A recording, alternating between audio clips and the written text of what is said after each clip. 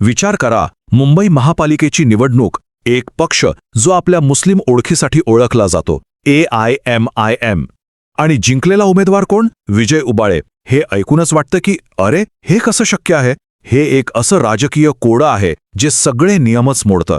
चला तर मग एकत्र मिळून उलगडूया की ही अविश्वसनीय वाटणारी गोष्ट प्रत्यक्षात घडली तरी कशी. हो, तुम्ही जे ऐकलं ते अगदी बरोबर आहे. यात काहीही चूक नाहीये. जो पक्ष मुस्लिम राजकारणाचा एक महत्वाचा चेहरा मानला जातो, त्या पक्षाने एका हिंदू मराठी उमेदवाराला तिकीट दिलं, आणि इतकंच नाही तर तो उमेदवार जिंकला सुद्धा. आणि हे सगळं कुठे घडलं माहितीये? मुंबईच्या गोवंडी परिसरात, अशा वॉर्डमध्ये जिथे 50% जास्त मतदार मुस्लिम आहेत, जिथे राजकीय डावपेच सहसा वेगळ्याच समीकरणांवर खेळली जातात. मग असं असताना हे झालं तरी कसं? काय होतं या विजयामागचं गणित? चला आता ओळख करून घेऊया त्या व्यक्तीची ज्याने हे सगळं शक्य करून दाखवलं. कोण आहेत हे विजय उबाळे? गंमत म्हणजे त्यांच्या परिसरात त्यांना कोणी नेता किंवा राजकारणी म्हणून ओळखतच नाही. सगळे त्यांना सर म्हणूनच ओळखतात. कारण विजय उबाळे हे पेशाने शिक्षक आहेत. सायन्समध्ये पदवी घेतलेली आहे आणि मुलांना गणितासारखा अवघड विषय शिकवतात.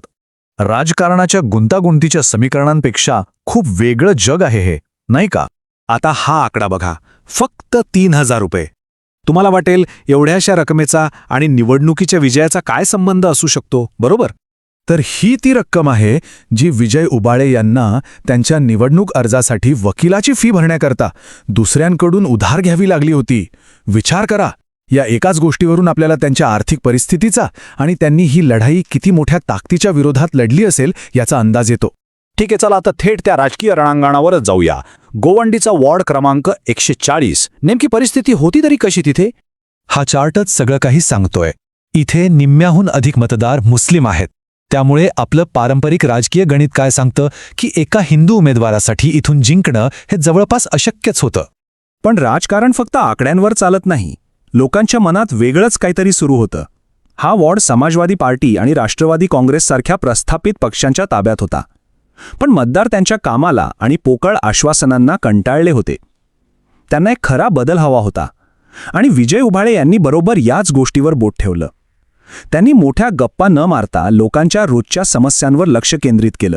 आणि आता आपण या कहाणीच्या सगळ्यात इंटरेस्टिंग भागाकडे आलो आहोत. चला ते गणित समजून घेऊया ज्याने एका सर माणसाला नगरसेवक बनवून टाकलं. हा आकडा सोडा. हा आकडा नीट लक्षात ठेवा, कारण याच आकड्यात विजयाचं सगळं रहस्य दडलेलं आहे. विजय उबाळे यांच्या विरोधात तब्बल 16 उमेदवार उभे होते. आणि गंमत अशी आहे की याच प्रचंड गर्दीने त्यांच्या विजयाचा रस्ता मोकळा करून दिला. आता हा बार चार्ट नीट बघा, सगळं चित्र स्पष्ट होईल. विजय उबाळे यांना एकूण मतांपैकी फक्त 20% मतं मिळाली आणि उरलेली 80% मतं ती त्या 16 उमेदवारांमध्ये विभागली गेली. आणि निकाल काय लागला? कमी मतं मिळूनही उबाळे विजयी ठरले. कमाल आहे ना? अगदी आकड्यांमध्ये बोलायचं झालं तर जवळपास 26,000 लोकांनी मतदान केलं होतं. त्यापैकी विजय उबाळे यांना विजयासाठी फक्त 4,945 मतं पुरेशी ठरली.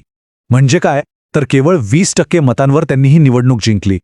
यालाच राजकीय भाषेत मतविभाजन किंवा वोट स्प्लिटिंग असं म्हणतात.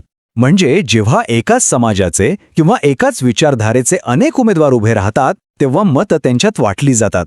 आणि याचा थेट फायदा अशा उमेदवाराला होतो ज्याची स्वतःची एक पक्की मतपेढी असते. इथे नेमकंच ते झाडलं.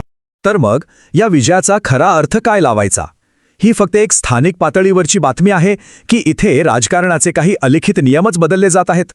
आणि हे तर विसरूनच चालणार नाही की विजय उबाळे हे राजकारणात पूर्णपणे नवीन होते. विचार करा, फक्त 1.5 वर्षापूर्वी त्यांनी पक्षात प्रवेश केला, आयुष्यात पहिल्यांदाच निवडणूक लढवली आणि थेट जिंकूनही दाखवलं.